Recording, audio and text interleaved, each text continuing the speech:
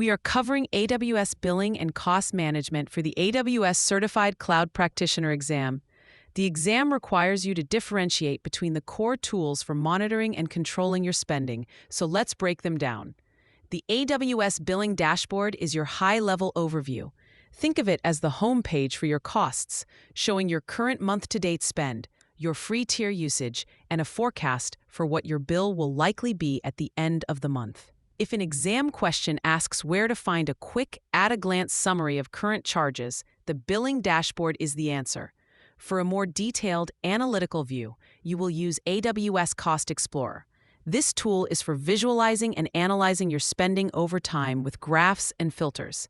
An exam question might describe a scenario where a manager needs to see a chart of the last 6 months of S3 spending, grouped by storage class. Cost Explorer is the correct tool for this kind of historical analysis and trend identification.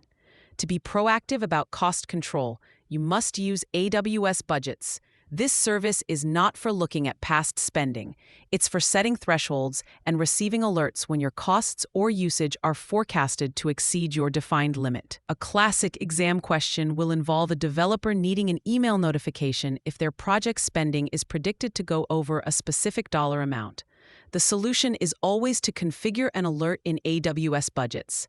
For the most detailed data possible, you have the AWS Cost and Usage Reports, often called CUR. This service provides the most comprehensive set of billing data, delivering granular, line-item details to an Amazon S3 bucket you own. An exam question that mentions feeding billing data into a business intelligence tool like Amazon QuickSight or Amazon Athena for deep, custom analysis is pointing directly to the Cost and Usage Report. A major topic on the exam is cost allocation using tags. You can apply key value tags to resources to categorize costs by project, department, or environment. However, the most common exam trap is forgetting a critical step.